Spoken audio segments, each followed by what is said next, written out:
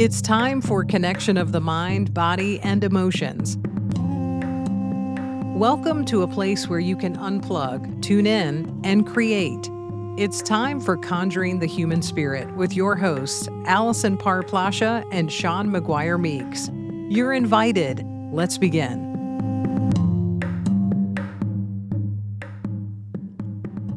Hey everyone, welcome back to Conjuring the Human Spirit. My name is Shawn McGuire Meeks, and I'm sitting here with beautiful Allison Parplasha. With my hip new haircut. Living for it, absolutely living. And living for Pride Month. So I thought, because this is a poetry episode, that I would like to share with the listeners a poetry about freedom. And it comes out of this book from Don Miguel Ruiz called The Four Agreements, and it's at the end of it. And it's a great prayer about freedom of the spirit of you and allowing freedom of the spirit of others. And I think in Pride Month, that's really all we want, is to be free and to be seen by others as free. And I was very privileged to have been the recipient of Shawn reading this beautiful poem that he's about to read to all of you yesterday. I'd invite you to maybe grab a cup of tea or some coffee or some water, anything that kind of floats your boat, and just get into a place where you can really take in this beautiful poem, because again, I think there's so many layers to it. So we are so glad that you are with us today. It's a rainy morning here in Georgia, and so I look forward to hearing this poem, Shawn. Yeah, settle in. It's a good one. The poem's entitled A Prayer for Freedom.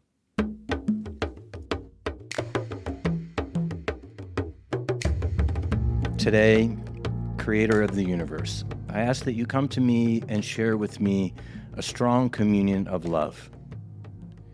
I know that your real name is love, and to have a relationship with you is to share the same vibration and the same frequency that you are, because you are the only thing that exists in the universe. Help me today to be like you are, to love life, to be life, to be love. Help me to love the way you love, with no conditions, no expectations, and without any judgment. Help me to love myself and accept myself without any judgment, because when I judge myself, I find myself guilty and I need to be punished. Help me to love everything you have created unconditionally, especially other human beings, and especially those who live around me, all my relatives and people to whom I try so hard to love. Because when I reject them, I reject myself. And when I reject myself, I reject you. Help me to love others just the way they are, with no conditions or judgment, because if I judge them, I find them guilty and blame them and have a need to punish them.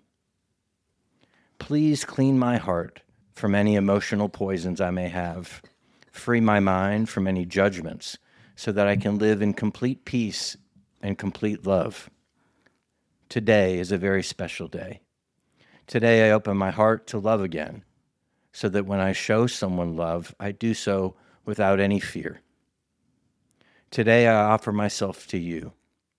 Come to me and use my voice, use my eyes, use my hands, and use my heart to share myself in communion of love with everyone. Today, Creator, help me to be just like you are. Thank you for everything I received this day, especially for the freedom to be who I really am. I think I got some tears in my eyes over here. Yeah, tell me what's going on over there as you really so eloquently read this powerful poem. Well, it is a prayer. It's a prayer that I think my people, the LGBTQIA plus community, and I think all of us, not just our community, but it is Pride Month. But, it seems so simple. Love. God is what? Love. Mm-hmm. To be loved to love myself. It's been a journey because it's been a lot of shame around my sexuality and abandonment from my family and friends and my community even. As early as even buying this farm in central Georgia, this backwards way of thinking that I'm something evil when I'm love. Yeah. And I want them to see love. I want them to receive love. I want them to feel love in their heart for themselves and for me. I love my neighbor, and to love my neighbor and to be loved by my neighbor. And so the concept, I guess, seems so simple. And yet, and yet, and yet we march in the streets for love. it's perfect. To me, a perfect prayer for Pride Month. But like, I think we can all relate. And what stood out to me in the poem is when we reject others, we're ultimately rejecting ourselves. And then we're, rejecting God. Really, when we go back to like the holy, where I had addressed or brought up like the Holy Spirit, and just like what your mother, had said, there's something about like, stepping away. And I think when we reject others, we're ultimately stepping away from God and really listening. It gets wearisome. I know I brought this up in the last episode, but like, can't we all just love one another? Well, isn't that what Rodney King said in the street when he was getting beaten?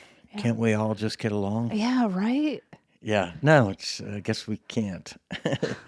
But, that's what I aspire to do. And this is my prayer. This is my prayer every day. And particularly for those that are listening, that are struggling to accept themselves, that are struggling because they have not been accepted by their families or by their friends, or they're quietly suffering in the closet. You are not alone. Mm-hmm. I see you. I'm with you. I'm standing with you. And let this prayer support you and encourage you to find love for yourself in your own heart. And golly, may it be a lighthouse beacon for others to find love in their own heart for their neighbors, for those that are not like them. Mm-hmm. We have a lot to learn from each other. Absolutely. Like that's how we learn about ourselves and grow, is through our differences. And, we keep mentioning, but like if we can step into that place of curiosity, which is to care and to ask questions, but it's differences grow us. And so to all of my people on this Pride Month, June, I wish you peace, that you may find love in your own heart and see love in the heart of everyone that you commune with. From my heart, and I know from yours, Allison. Absolutely. Absolutely. Happy Pride Month. Happy Pride Month.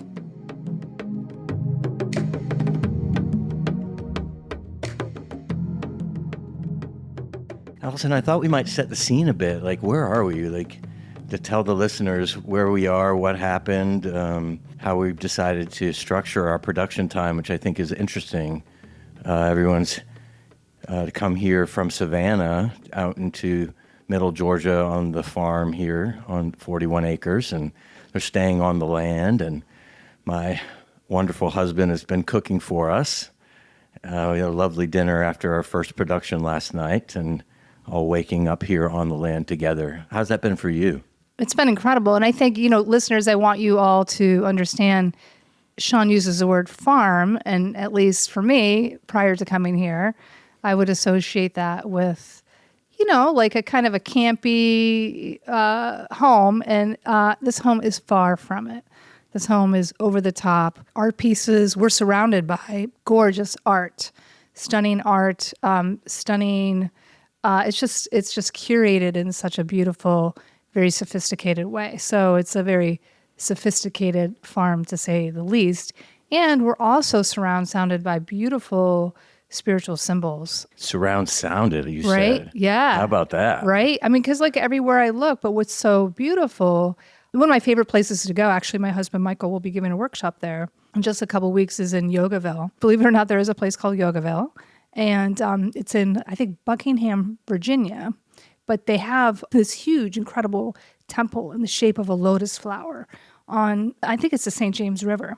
But the first floor, you walk in and all the religions are kind of behind this closed glass case, are represented. It's beautiful. It's an ecumenical center. What does ecumenical mean? Ecumenical is really like all the religions. Oh. Yeah, and so it's a place where everybody is welcome. So Satchidananda was the Indian guru who started this, and his really kind of ideology, and actually it's on these pink arches as you arrive, it says, truth is one, paths are many.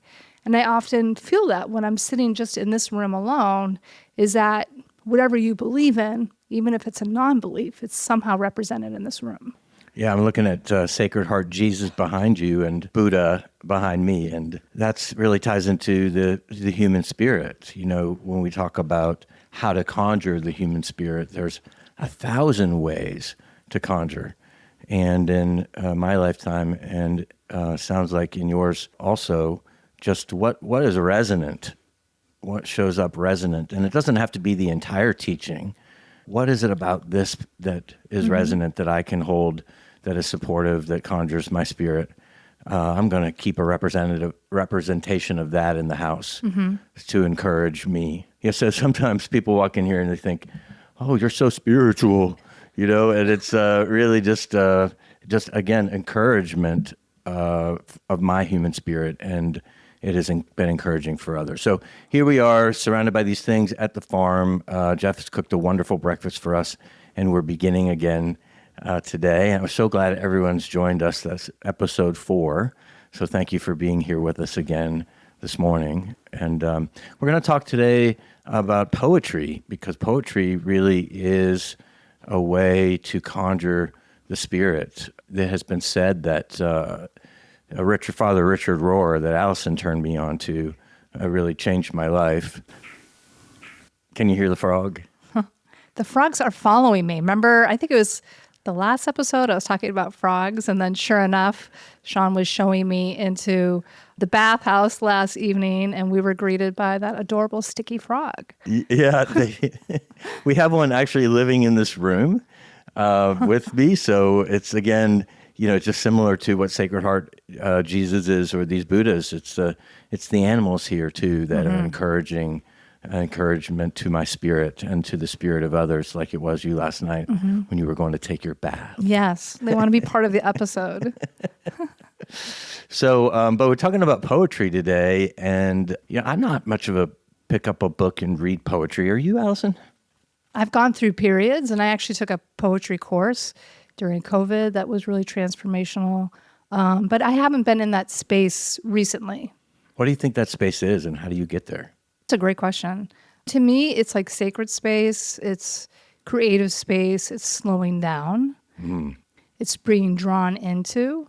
So it's cool because our 15-year-old just had to write a poem, and it was a really interesting assignment where she was to pull from different poems, just like a line or a stanza, and then, from lots of different places and create something. And she created something really beautiful, and I was just supporting her as she was going through it. So it drew me back in. And then you and I had talked about, even before, what I was talking about, like the definition of conjuring the human spirit, part of that, like one of the ways, is creative expression and storytelling. And so that's when we just started to think, oh, it'd be great to start introducing our podcast with poetry every once in a while. So I started to dive back in a little bit. But lately, no, I have not been sitting with books of poetry. It's interesting you say it's about slowing down. As I referenced in the last episode around being a great human doing and really trying to learn how to be a human being. Being really is slowing down. It really is about taking a breath and being with my heartbeat, being with my breath. I really struggle with that even today with all the work that I've done. And so poetry for me really is someone usually shoves it in my face. It's not something that I seek out. Richard Rohr, as I mentioned, he he says that poets have a way of saying things that in a way that is ethereal, something that really can't be captured by science, or is the mysterious. My dad says life is a mystery to be lived into. So really being able to articulate the mystery through only a poet can do that in a way that the spirit of us hears. Absolutely. And I think that, there's like a cadence, like if one is trying to read Shakespeare at first, it's like, for me at least, it felt impossible. But then when you just sink into it and then you get into the rhythm and the cadence, then you're like, oh my God, this is incredible. This is beautiful. So I find that like with classical music, and I find that with poetry as well. Yeah, so I'm hearing you say it's not just about the words in the poems, but really the cadence in which the way it flows. Mm-hmm. So there's a flow to it. I mean, similar to I just loved our introduction music, is like, bow, chicka bow, bow, bow. Not quite like that, but anyway, it's really like almost snake charming, yes. And I think that's what you're talking about, with relation to the poetry and this cadence. And it's that which prompts the human spirit. I'm not sure what happens. As I said, it's like magic, right? It's the human spirit's like, what? Pay attention. Someone's speaking to me. Pay attention. And it's like that. It does require slowing down, and poetry is meant to be read aloud and often alone, at the beginning. And that's something I really haven't spent a whole lot of time doing, but I see that in my future. Yeah, I don't see it in mine, but I don't know. We'll see. Like I said, it's usually jammed down my throat, and then I really am grateful for it. The poem that I have selected today is one that was read in a workshop that I did out west, and it just struck me. And I think, I didn't think about it before until you mentioned it, but it really was, but the cadence of it as much as it is the words of it. It's one that I read in workshops that I give, and I had in the last workshop I had someone read it for me because I would like to bring people in and have them participate. And what was notable was that the cadence wasn't there because it was the first time that person was reading or digesting this poem, and there was some love lost for me on the poem because I didn't quite hear it the way I've read it 100 times. So, right. So the way in which I say it, that cadence that you speak of. I'm so glad you said that. Yeah. So do you want to read it? I'm going to give a little background to it first. If I can. Yeah. I do this work, and this call is on my spirit because I really wanted to know, is there something more? If I go here, if I do this, if I engage with the land, am I changing in any way? Is the spirit of me showing itself in a new way? Am I bringing back something to my community, to my husband, to my life that's fundamentally different? Or have I just seen that waterfall, that magical waterfall, and that's all I've done? Or have I just read that poem and that's all? Has there been no fundamental change? And now recently, we've talked a lot about AI. Allison and I have hours-long conversation around artificial intelligence. And if you're watching anything about artificial intelligence, you see how quickly it's progressing. It's a razor's edge in terms of its use, its good use, and then it's snatching, what I see almost like snatching of our spirit. Or not quite yet the spirit, but certainly our intellect. And so that's the inquiry I have, is if we're no longer the smartest or most creative or empathic or sensitive like these large language models are, then who really are we? And is there any difference between information that these large language models have and the spirit of the human being? And so that's really what this poem is about, and what it asks. It asks, does it matter? And it's a deep poem, and often I'll read it and people go, whoa, that's deep. So I just want you to sit with it, and if it resonates with you who are listening to it, I encourage you to go back and listen to it again and kind of dissect it a little bit and ask that question in your own life. What are you doing to create magic? And is that magic really having an impact on yourself, on your family, on your community? And if not, how can we change so that we can deepen our practice, whatever it is, be it with Sacred Heart Jesus or with the land? And so this is what the poem is about to me. So it's called The Return by Jean Marie Hagen. And it goes like this.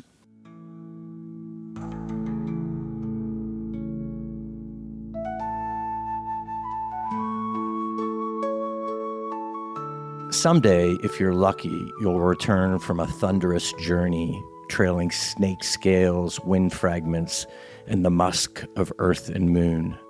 Eyes will examine you for signs of damage or change, and you too will wonder if your skin shows traces of fur or leaves, if thrushes have built a nest of your hair, if Andromeda burns from your eyes. Do not be surprised, however, by prickly questions from those who barely inhabit their own fleeting lives, who barely taste their own possibility, who barely dream. If your hands are empty, treasureless, if your toes have not grown claws, if your obedient voice has not become a wild cry, you will reassure them. We warned you, they might declare. There is nothing else. No point, no meaning, no mystery at all. Just this frantic waiting to die. And yet they tremble mute, afraid you've returned without sweet elixir for unspeakable truth, without an affluent dance or holy language to teach them, without a compass bearing to a forgotten border no one crosses, without weeping for the terrible beauty of galaxies and granite and bone. They tremble, hoping your lips hold a secret, that the song your body now sings will redeem them. Yet they fear your secret is dangerous, shattering, and once it flies from your astonished mouth, they, like you, must disintegrate before unfolding tremulous wings. How about that? Oh. Ain't that some stuff right now? I mean. So for you, what's your personal reflection on what you Oh, just read? golly, I hope, I pray, I ask to be shown this magic that this poem speaks about, this Andromeda, this building of nests. Like, it's almost like, for me, it's a reminder of the shedding of this way of being that they say I have to be, and listening to the whispers of my human spirit to step into this place that creates the magic that the poem talks about, so that I can be a reflection of that to my fellow, so that they too are encouraged to drop and plug in and create that, which is completely, if and when, that's completely different than what any artificial intelligence can do. That's that from the human spirit, so that's what it is for me. Did it? Yeah, I mean, and I'm not saying that's what's cool about art, right? These different interpretations. I was reminded of just like the times when, like, I've done a retreat for a weekend, or when I went on Outward Bound for 21 days. Like, there was this crazy, huge transformation that happened. And then I would come home, because the reality is it was just like a short period of time, and everybody would be the same. And I'm like, I am a completely different person. Like, I've been through it. I've gone through it. So for some reason, like, those stories were coming up for me. Well, thanks for saying that too, because it's a reminder of how I felt when I was in California, New Mexico, Colorado, doing these workshops, and how lonely I felt when I came home, because everyone was the same, and I was fundamentally changed. Yes. And yet, which is what's so exciting about the farm being here in central Georgia, 2 hours from Atlanta, 2 hours from Savannah, 2.5 hours from Jacksonville, these major cities where people can come here, have the experience, but then we're still here, right? So we can still talk about it. You can still come back. You're always invited, whereas when I came back from California, I just felt like I was here all alone. Yeah. Didn't have a community.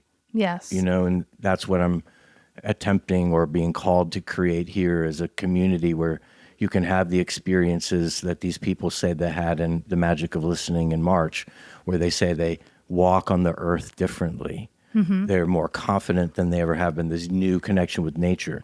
Now, what do we do with that? Can I come back, Shawn? Yes, we're having another workshop in September. Come back. Sure. Or go ahead. And then it's also just like, and what do I want to do with the learnings once I personally digest that, like these individuals are saying, like they're walking on the earth differently.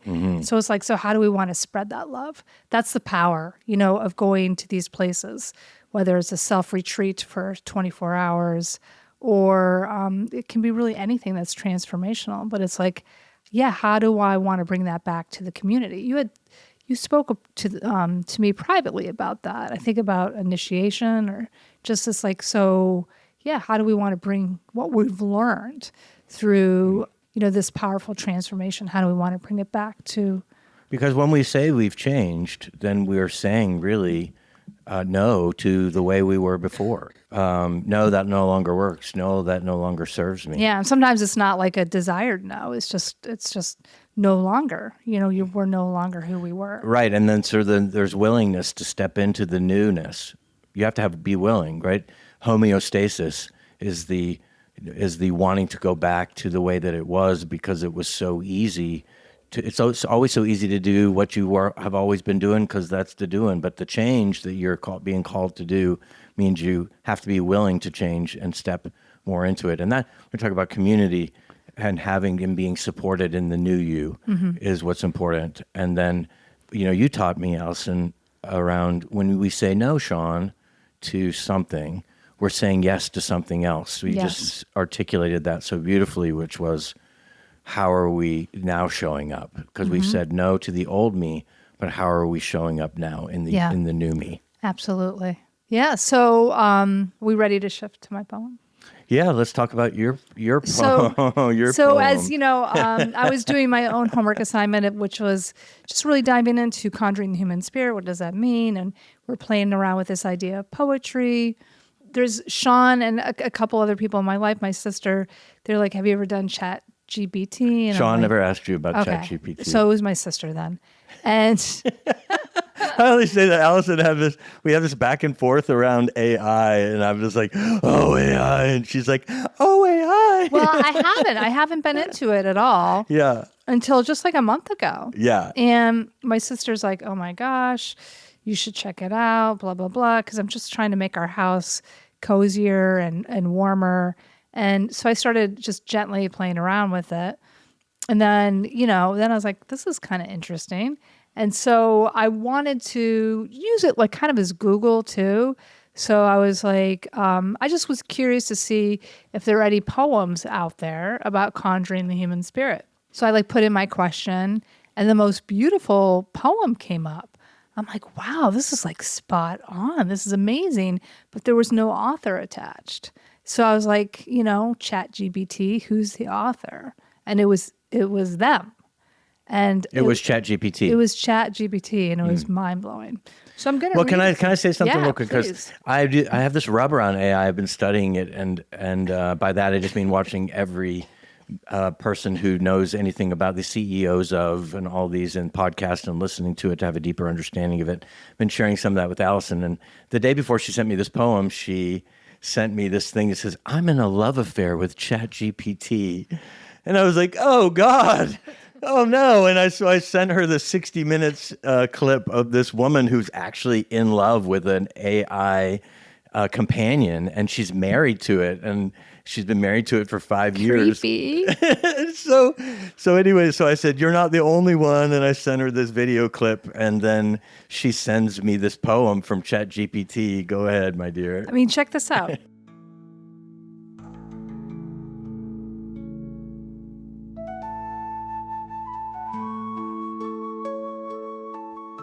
In stillness deep where silence grows, beyond the mind's incessant prose, a flicker waits, a breath, a spark, a whisper burning through the dark. No wand, no chant, no ancient rite, just truth unveiled in morning light. A cry for more, a soul's ascent, the pull of purpose, heaven bent. We call it forth with open hands, through trials no one understands. Each fall, each flame, each quiet tear becomes a spell that draws it near. It rises not with thunder's roar, but in the act of wanting more, of showing up, of standing tall, of choosing love in spite of all. So conjure now. Don't wait, don't flee. The spirit's not a mystery. It's you unmasked in fullest flight, becoming fire, becoming light. Powerful, right? Blew me away. I mean, like, hello, it really captures the essence of what I consider conjuring the human spirit. And it's a little cheesy. I mean, it was not cheesy.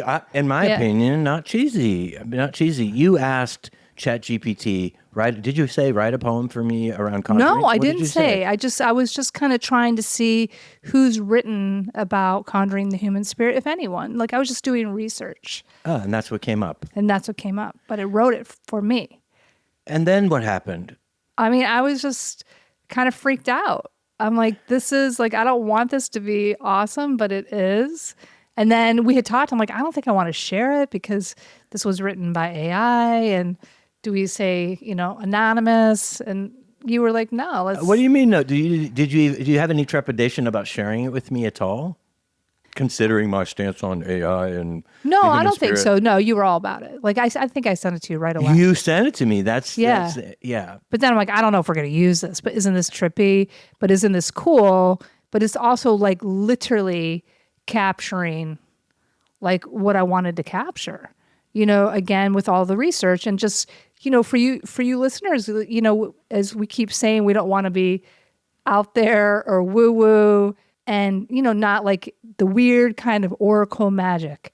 I shouldn't say weird, but just, and this just captures really the essence. What's interesting, Allison's really been pulling me back around, warning, AI. And she's like, I think we can have a balance, and use it in some kind of way. And I'm still not convinced, but when she sent it to me that day, it was really auspicious timing that I received it. I had just gotten in the barn and I was just getting ready to go into a shamanic journey, and I hadn't been journeying in a long time because I recently have had some issues with my neck, and a tremendous initiation happened. We're going to talk about initiations. Both Allison and I have been through some pretty intense initiations in the last year or two, and preparing us for this moment. We're going to talk about that in the next episode. But so not doing a journey I hadn't done a journey in a while. Well, can you tell the listeners what a journey is? Yeah, so I'm a shamanic practitioner, and a journey is a shaman travels in a trance state, which isn't like aided by any drugs or anything. It's just aided by a drum. It can be used. There's plant medicine worldwide that can be used, but I don't use any plant medicine or drugs of any kind. I just use a drum. And I'm journeying with a mask on my face to the lower world, which is a benevolent place, a safe place to engage with animal spirits in service of healing for me and healing for my clients. And I hadn't done that in a while. I was getting ready to teach a seminar in Atlanta this Saturday, and I really hadn't been practicing because of this initiation I was going through. And so really prompting in my spirit to genuinely go into the barn. Allison didn't know I was headed there, in the barn, back in that sacred tent to journey. And just before I went in there, bling on my phone, and it's this magnificent poem from Allison, and that she just read.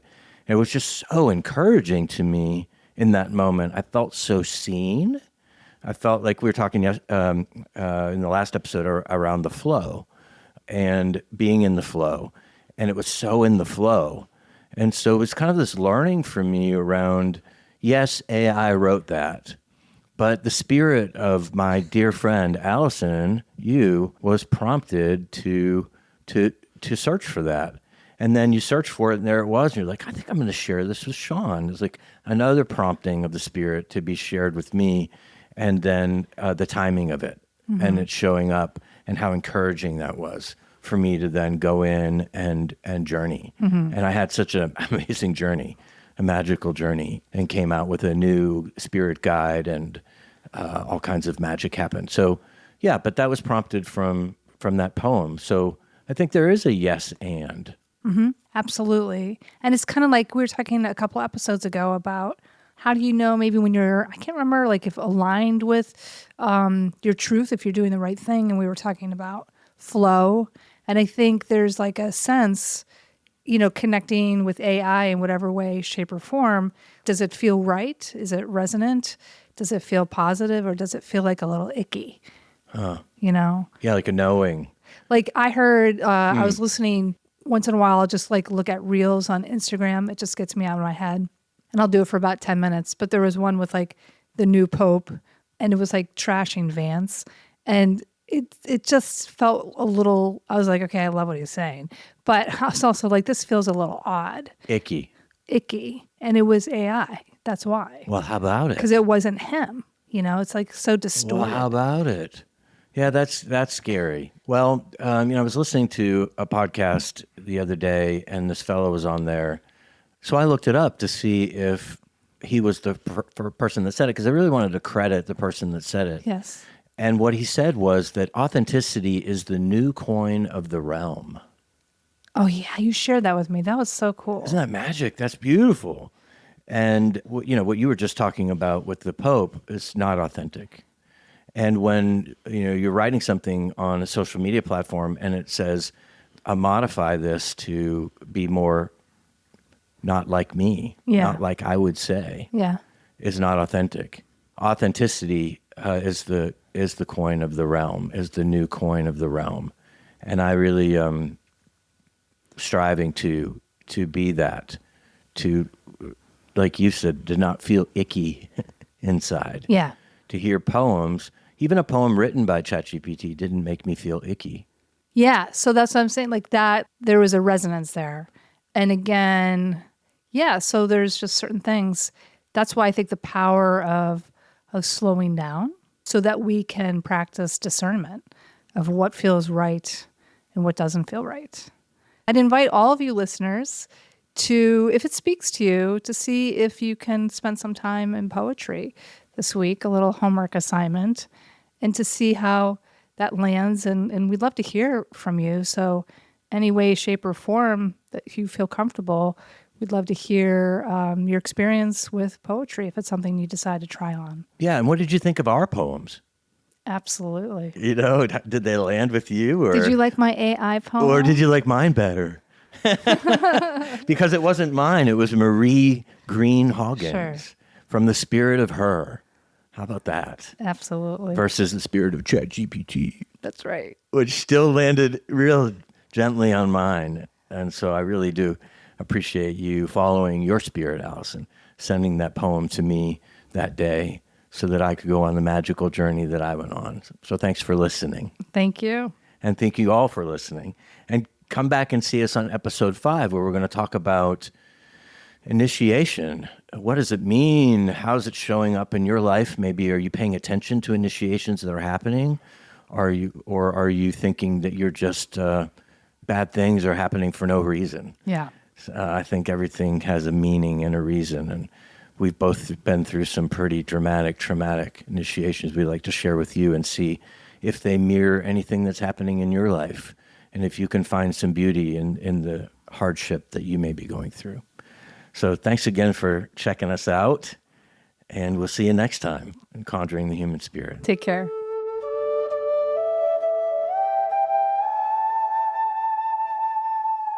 Thanks for listening to Conjuring the Human Spirit. You can connect with us and even make plans to work one-on-one with Shawn at McGuireLife.com and with Allison at viespritcoaching.com. That's VIEESPRIT coaching.com, or tap the links provided in the description of this episode. Until next time, remember, you're not alone.